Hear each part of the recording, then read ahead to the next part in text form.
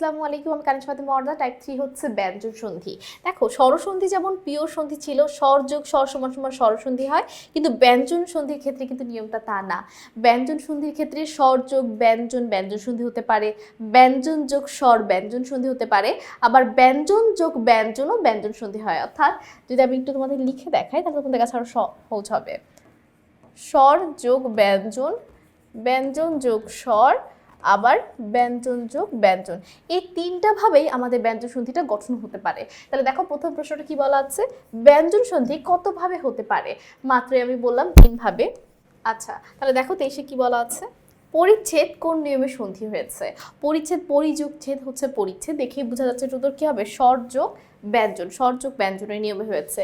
এরপর দেখো, ত ও দ এর পর চ ও ছ থাকলে সন্ধিতে ত এ দ এর স্থলে কি হয়, চ হয়। ঠিক আছে, বিপজ্জনক শব্দটি সন্ধি কোন নিয়ম অনুসরণ করে? বিপজ্জনক উচ্চারণ করে বোঝার কথা, বিপদ যোগ জনক, তাহলে দ যোগ জ।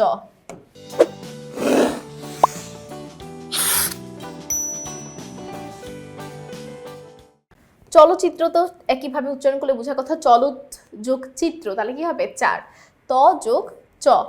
ত এর পরে ল থাকলে সন্ধিতে ত এবং ল মিলে কি হয়, লয় ল হয়। ঠিক আছে, এরপরের প্রশ্নটা দেখো, দিগন্ত।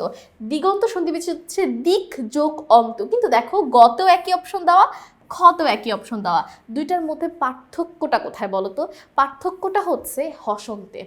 দেখো হসন্ত এখানে কতটা গুরুত্বপূর্ণ, সন্ধির জন্য হসন্ত কতটা গুরুত্বপূর্ণ, প্রত্যেকটা সন্ধি বিচ্ছেদে দেখো হসন্তটাই দেওয়া আছে। কারণ আমরা জানি যার সাথে হসন্ত থাকে না তার সাথে স্বরেও আছে, আর নিয়মটা হচ্ছে ব্যঞ্জন সন্ধির। তাহলে এটা কি হয়ে যেত, দেখো এই নিয়মটা কি হয়ে গেল, এটা স্বর হয়ে যেত, তার মানে এখানে একটা স্বরেও আছে।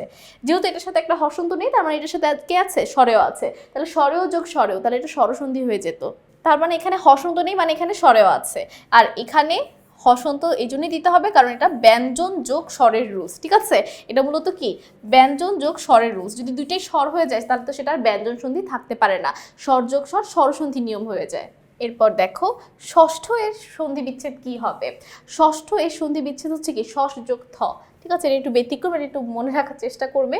নিচের কোনটি নিপাতনে সিদ্ধ ব্যঞ্জন সন্ধির উদাহরণ? আমি কিন্তু তোমাদের বলেছি যে আমাদের বেসিকের যে মানে প্রথম দিকে যে আমাদের বেসিকটা দেওয়া আছে, এই বেসিকের মধ্যে কিন্তু পরিচ্ছেদ 13-তে আমি 3টা ছন্দ দিয়েছি, নিপাতনে সিদ্ধ স্বরসন্ধি, নিপাতনে সিদ্ধ ব্যঞ্জন সন্ধি, নিপাতনে সিদ্ধ বিসর্গ সন্ধি। সেখান থেকে এটা উত্তরটা তোমরা খুব সহজে পেয়ে যাবে। তাহলে নিপাতনে সিদ্ধ ব্যঞ্জন সন্ধি এখানে কোনটা বলো তো? একাদশ। ঠিক আছে, নিপাতনে সিদ্ধ ব্যঞ্জন সন্ধি কোনটা? একাদশ।